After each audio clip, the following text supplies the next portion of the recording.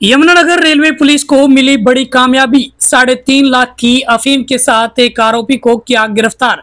बता दें, यमुनानगर में रेलवे पुलिस ने रेलवे स्टेशन से 1 किलो 150 ग्राम अफीम के साथ एक युवक को गिरफ्तार किया है।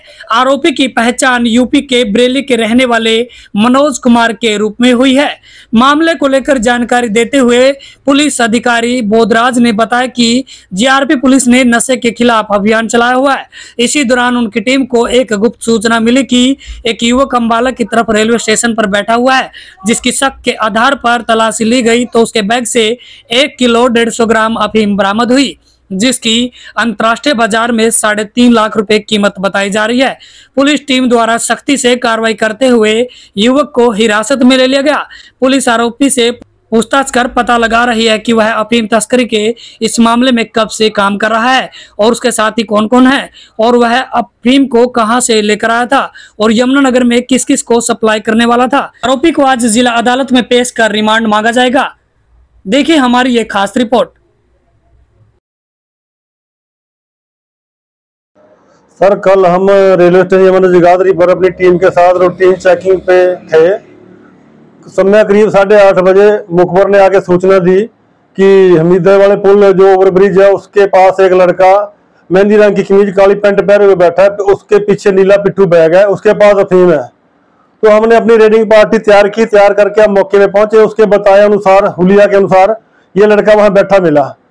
तो इससे पूछताछ करी। पूछताछ करने के बाद हमने मौके पे ड्यूटी मजिस्ट्रेट बुलाया जी। ड्यूटी मजिस्ट्रेट बुलाने के बाद इसकी तलाशी ड्यूटी मजिस्ट्रेट के सामने ली तो इसके पिट्ठू बैग के अंदर से 2 पॉलीथीन अफीम के बरामद हुए, जो ड्यूटी मजिस्ट्रेट के सामने ही उसका वजन किया गया, जो 1 किलो 150 ग्राम हुए। तो अंतरराष्ट्रीय बाजार में उसकी कीमत लगभग 3.5 लाख के आसपास है जी।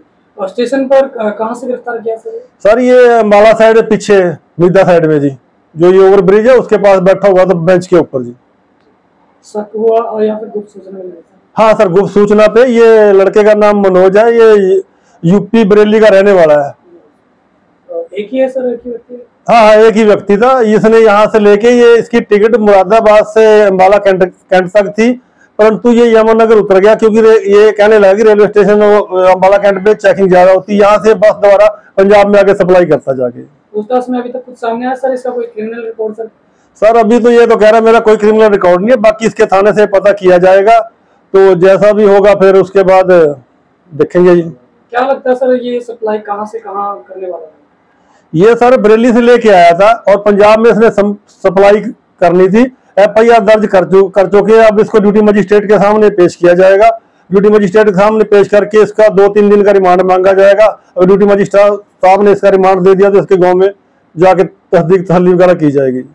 सर क्या लगता है कहां से इसने खरीदा, कुछ आया सर पूछताछ में सामने? नहीं सर, ये कहता है कि मेरे गांव का कोई जिसको व्यक्ति को मैं जानता नहीं, उसने मेरे को दिया था आगे सप्लाई करने के लिए। ये 10-15 हजार रुपए उसको देता होगा। बाकी ये तो ये कह रहा है, बाकी वहां जाके पता चलेगा क्या मामला है। आरोपी वैसे काम क्या करता है?